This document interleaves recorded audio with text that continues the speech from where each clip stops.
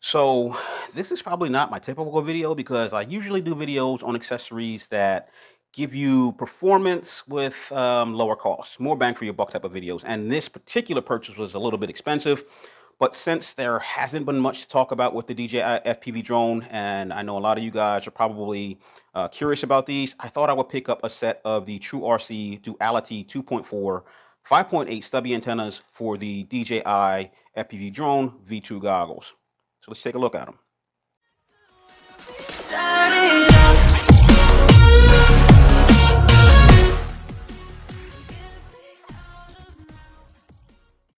So how's it going, everybody? Welcome back to the channel. If you're new to the channel, my name is Big Ball Vlogs. I do reviews, everyday vlogging, and every once in a while I'll do a tutorial. If this video is educational or somewhat entertaining, please consider smashing that like button and maybe subscribing to the channel for new videos when I post them. And if you choose to support the channel, please think about clicking on one of my links in the description below. So yeah, I normally wouldn't be doing a video on a set of $100 antennas. I'm actually shocked that I actually purchased these myself. But like I said, I bought this drone. I invested in this drone because I thought it was cool. I thought it was unique. I thought it was going to be something that would be absolutely awesome. I haven't done a follow-up video on it yet. That is coming. I just want to give DJI a little bit more time to try to hit us with a firmware update before I give you a pretty critical review on the DJI FPV drone. But for now, I thought, I would go out and look for accessories. And this is one of the new accessories that is, I guess, has been recently released. And, pretty much kind of hard to find. I mean, when I looked for them for the first couple times, there were only a couple vendors that were selling them who will remain nameless on this channel because I will absolutely never, ever in any way support them or give them any shine. So I had to wait for a vendor that I trust and, pretty much shop from all the time, even though I have my own shop when I don't have it. And that was PyroDrone. PyroDrone got them in, and I thought I would give them a shot. This set cost me $98 for the set of 4. And if you buy them individually, they're going to cost you about $24 an antenna. So yeah, that's a lot compared to what you would normally get. Like if you buy Wi-Fi antennas for your Wi-Fi router, you can pick those up like for, I mean, like 10 for like $20, something ridiculously inexpensive compared to these. And when it comes for me, when it comes to antennas, I mean, usually an antenna is an antenna. I know a lot of you guys spend a decent amount of money hoping for better performance on, antennas, and you spent like $30 or $40 on a single dipole or single, cloverleaf antenna, which could potentially get yanked off or broken when you crash. Yeah, I don't know. I just question whether or not this is something that I should be talking about. Now, why did I buy them? I bought them because, again, like I said, there's not much out to talk about for the DJI FPV drone. And I don't think I ever did a video on the stubbies from iFlight for the V1 goggles. But, I bought the stubbies primarily because they were shorter. When it came to the stubbies, they were about $13 per set. I bought 4, and I bought the patch antenna, which I have yet to use. The coaxes just hang there out of the top.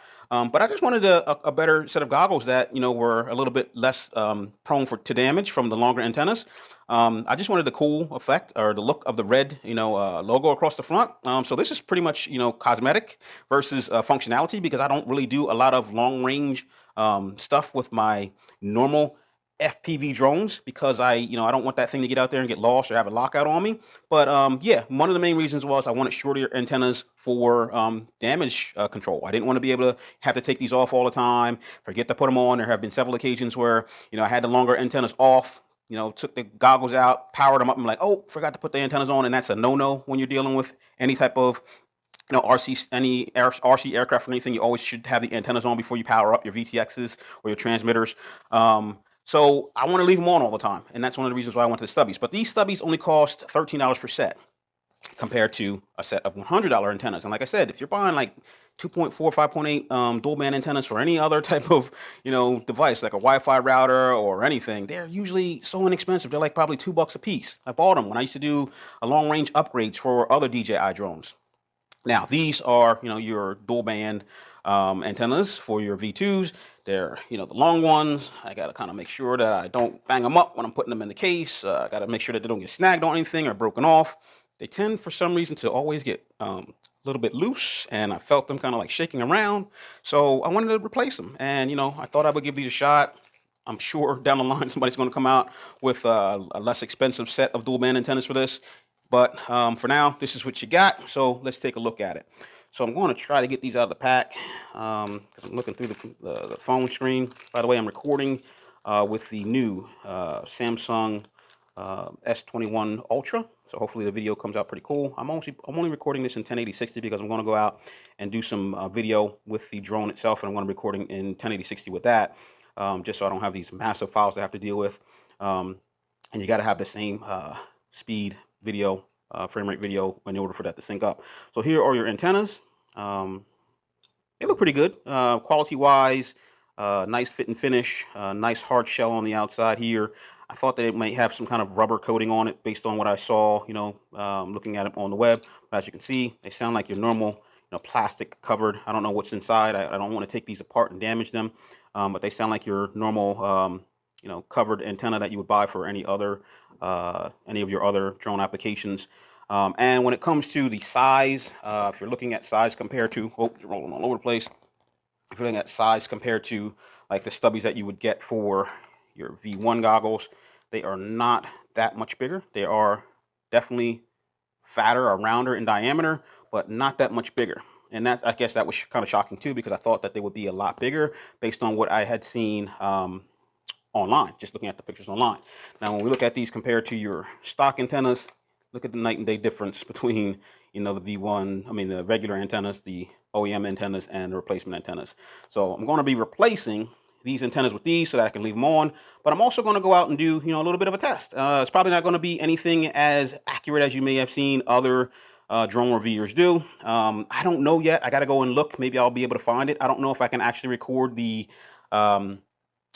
subtitles that give you all of the telemetry data that I can overlay, so we could see, apples to apples when I get to a certain distance, what the bit rate is to compare these to these. But what I'll try to do is I'll just probably try to take it out as far as I can until I see, a substantial signal drop with the stock antennas, and then I'll put on the aftermarket antennas and see if we get the same signal drop at the same distance, looking at, like some type of landmark or distance in the goggles, and see if there's any distance difference between the two.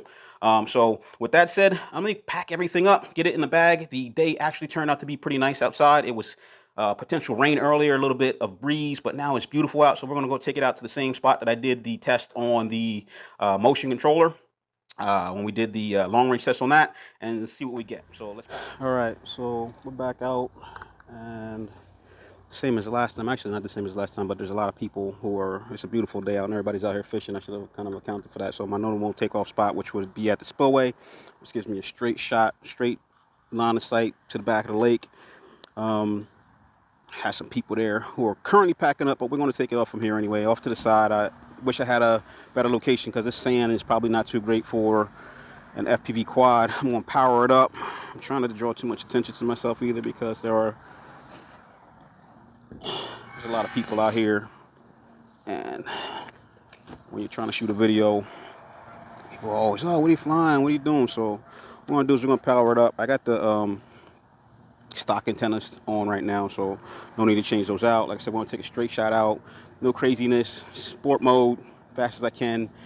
Get it out. See if I can do the overlay. I want to see if I can actually see the telemetry right now. Give me a second here.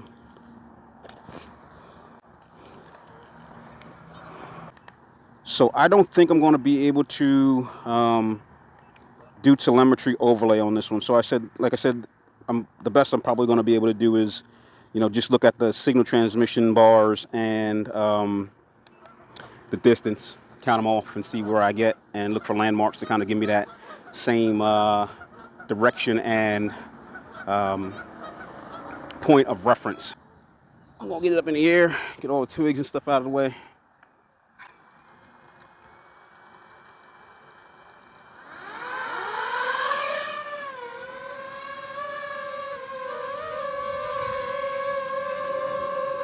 All right, so I need a sinking point. I think I got that. All right, so stock antennas, we're going to go straight out. Let's put it in sport mode. Nope. Let's put it in sport mode. I'm going to climb while I'm pushing.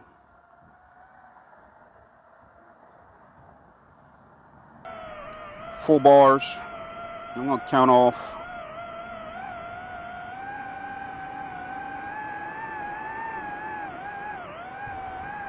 Okay.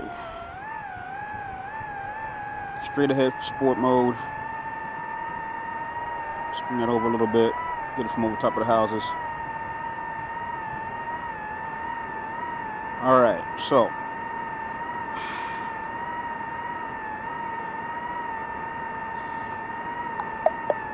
it's probably gonna be a little bit quiet so I can focus on what I'm doing here.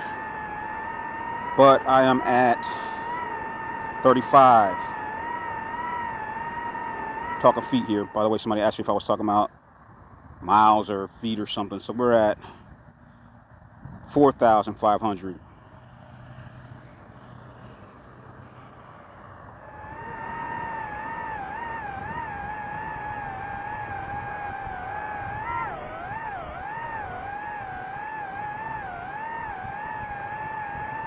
I'm also probably because of when I'm getting this max gimbal thing here. It says my gimbal keeps reaching its endpoint and it's bouncing around a little bit, so this video is going to look absolutely crappy. The drone itself looks like it's bouncing back and forth, not the actual gimbal. I'm going to let off of it because I'm flying in sport mode. I think it's because I'm going fast forward. So I'm at 7,000, 8,000, full RC. Okay, hold on. 8,000. And I got loss of signal transmission, and it is coming home.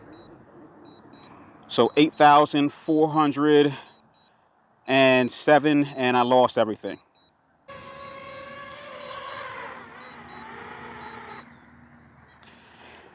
All right, so 8,400 and change, and I lost everything. Let's switch that out and go to the TrueRc antennas. Okay, so we got the TrueRC's on. Don't know if that'll focus. This is the profile. Let's get the goggles plugged back in. Give them a second to boot up. Yeah, I'm thinking this may be probably a better test. I don't know than the last time. I think when I checked the range on the motion controller, I got a little bit less than 8,000, actually 1,000 feet less than 8,000. I think I was like 7,500 maybe. So this is probably going to be a good test to see whether or not we're actually going to get any difference. Like I said, I was having no issues until I hit that wall because I was flying in sport mode. It just kind of like, you know, it reached that limit and then it was like, hey, coming back, because sport mode is very, very, very fast. So let's get it up. Let's do the same thing. Straight shot. See when it cuts out and when it comes back to me. Make sure the GPS is set.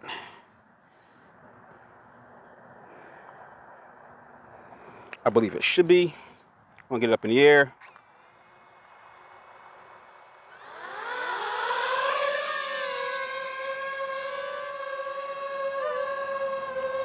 All right, I need to sync this real quick.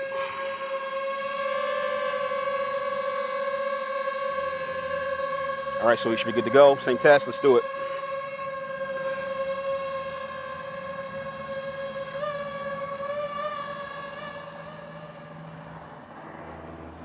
So what I gotta do is I gotta find get it to the altitude and then find the center point, or else it's just gonna drop out and I gotta constantly adjust the altitude. I'm trying to keep it, you know, within the regulated height here. So we're gonna get it up to about 350 and then find that center point while I'm flying forward.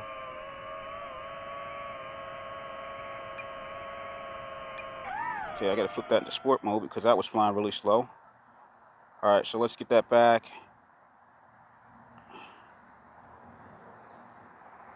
Yeah, it don't like flying forward in sport mode, man. It bounces around. It says max gimbal because the nose keeps dipping. So I gotta find that center point.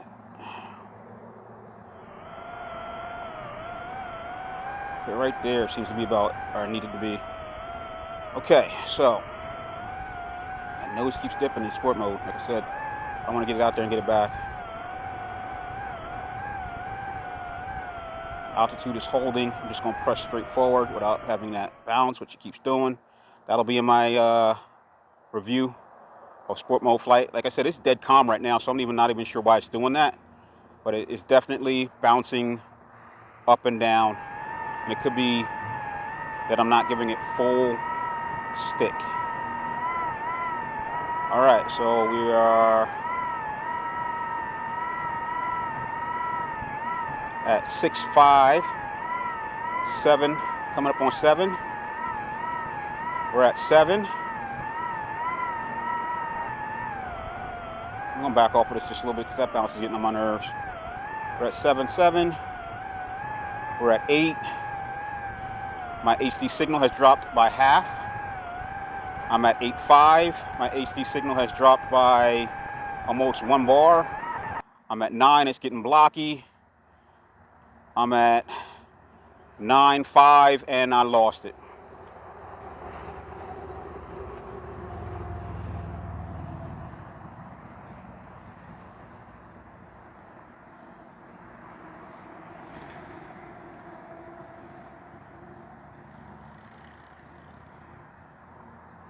Okay, it says it's coming back to me.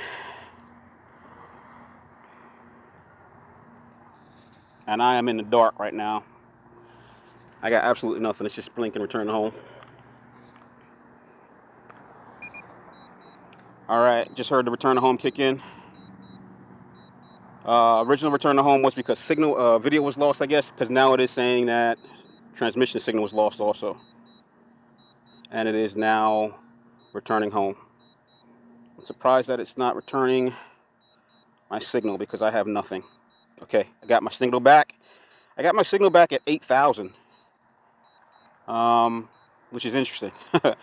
Lost the signal at 9 and got it back at 8. All right, so we're gonna, again, I guess I gotta kill it to get out of it, so I'm gonna kill it. It's in fail-safe return to home. It's in sport mode right now, so I killed the return to home. I'm flying it back manually.